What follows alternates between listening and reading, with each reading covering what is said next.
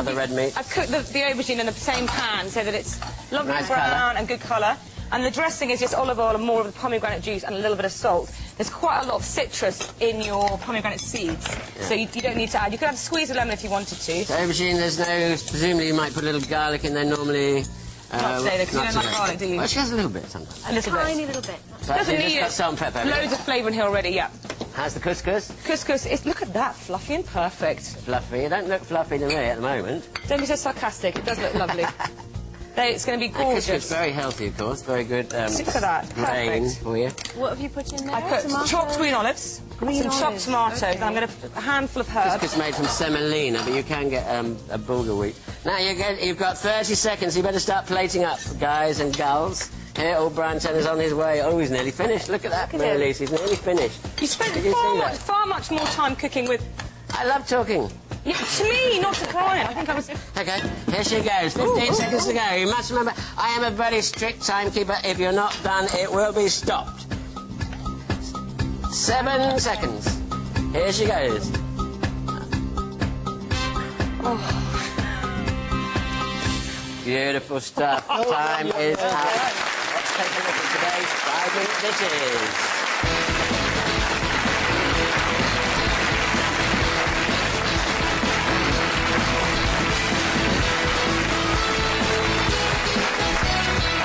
So there you go, 2 fabulous dishes in 5 minutes. Time to see who's hot and who's not.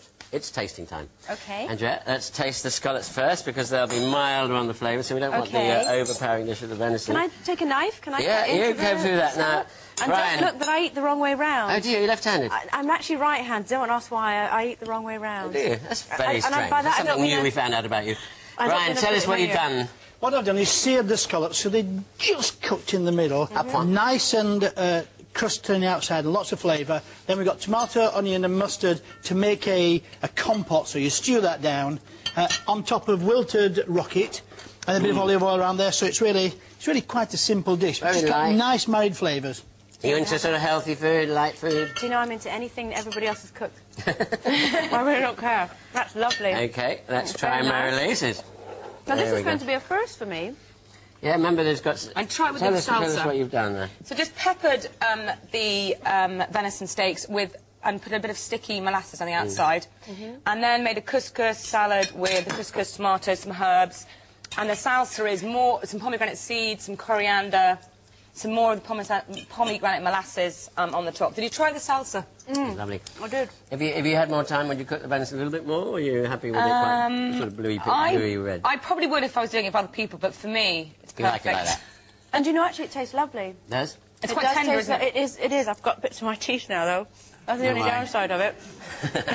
While you do that, listen, 2 delicious dishes, but which one is Andrea's favourite? Find out after the break. Still to come, Anthony and Andrea go Caribbean with jerk chicken. And Marylise and Brian go all Chinese. San Chao Bao! Ting pong ping. All that and more on Daily Cooks Challenge.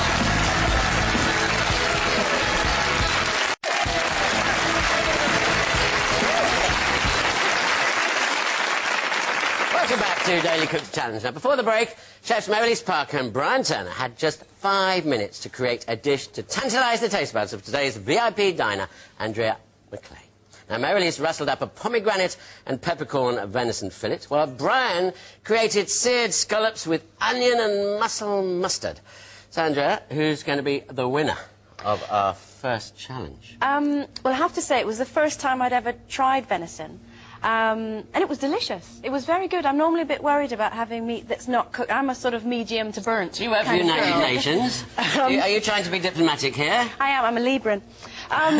But I have to say, that had more flavour than the scallops, in as much as they were more intense. But I'm a sucker for scallops, I'm afraid. So, the scallops I'm going to go the for. scallops is the winner. So Mr. Brian Turner has the first victory of the day. Congratulations to Marylise Parker, who I thought tried very, very hard. I will eat it. I'll eat both of them. I'm easily swayed. So their first picture of the day, and 1 point to Brian, so the pressure's on herself here to claw 1 back. Time for the second challenge.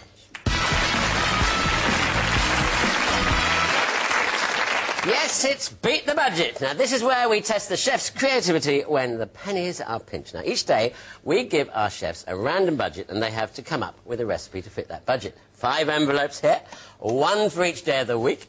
Each contains a different amount for the daily budget. So let's find out how much they've got to spend today. Andrea, Right. would you like to choose an envelope? Okay. OK, open it up. Tell us what it is. £3. It's a £3 budget. Now, Brian and Merrilies have to create a dish that will cost £3 per portion. And most importantly, Andrea's got to like it.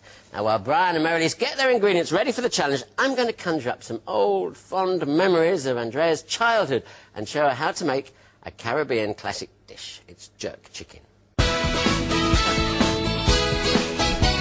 Now, while Brian and Merrilies get ready for the next challenge, Andrea and I are off to sunnier climes and the exotic flavours of the Caribbean. Now, I'm going to show Andrea how to cook jerk chicken. But why did you choose this dish in the first place? It's just sort of one of my favourites, really. I grew up in Trinidad, in the Caribbean. Now, jerk chickens are traditionally a Jamaican dish, but obviously you get it right the way around the Caribbean. We eat a lot of chicken in our family, not necessarily a lot of red meat. So it's something that, although I've eaten, it's always been cooked for me. So I want to You've learn never how to done it make yourself? No, I've never made it myself. I mean, what did you eat over there? I mean, wonderful exotic fruits and beautiful fish. And the pork and the chickens are pretty good. Was that the sort of food you had, a sort of mixture? No spam fritters, mainly. Spam fritters? Oh, my goodness. Is that a Scottish heritage? It's, yeah, I mean, my mum and dad are both from Scotland. They're both from Glasgow. And spam fritters was a firm favourite in our house, with chips and egg. Homemade chips. Homemade chips. Now, we're going to show you how to make this. Okay. Very simple. I mean, I always think of cooking as a bit like a jigsaw puzzle. You've got everything at hand. It's just a case of putting everything together. So I'm just going to do that exactly now. I'm just going to take a tablespoon of soft brown sugar. Just, I mean, sweet or, you know, if your kids like sweet things, you just put more in or slightly less. I'm not trying to encourage them to have sugar. Now, this, obviously, we're going to marinate our